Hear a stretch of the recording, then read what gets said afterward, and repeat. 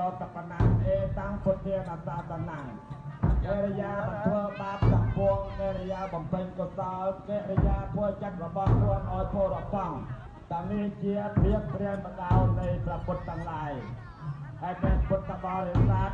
បានបង្ហាញជាវត្តនេះដើម្បីអំណរព្រះសង្ឃកងចាំប្រវត្តិហើយព្រះសង្ឃកងចាំប្រវត្តិនេះយាយតាពុទ្ធបរិស័ទ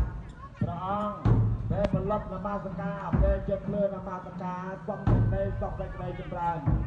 ហើយសេចប្រស័យមេត្តាផលចំពោះសត្វទាំង10ទោះកុំឲ្យមានភាវរានឹងគ្នាសូមឲ្យបានសេចក្តីសុខហើយព្រះសង្ឃនៅសុទ្ធតែជាអគាតាឧទ្ទិសកុសលជូនទៅដល់បព្វការីក្នុងនោះមានវីរៈសមណៈវីរៈបុរសជាដូនជាតាអាយកយការញាតទឹកក្នុងសង្សារវត្តហើយទៅធ្វើឲ្យពុទ្ធបរិស័ទ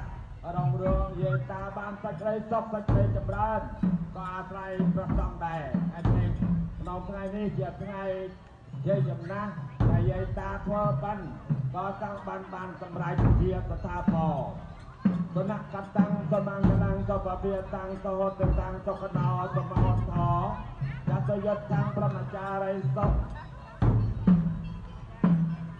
ពេលណាដែលមនុស្សលោកប្រព្រឹត្តល្អដោយកាយវាចាចិត្តពេលនោះស្មោះថាជាអ្នកកាត់ព្រឹកល្អជាមង្គលល្អជាពេលព្រឹកស្វាងល្អជាពេលរុទ្ធល្អជាខណៈល្អជាយានល្អជាតែបុគ្គលបានបូជាឲ្យដល់ប្រមចារីបុគ្គលទាំងឡាយក្នុងពេលនោះស្មោះថាជាគ្រូបូជាល្អក្នុងកាយនោះកាយកម្មក៏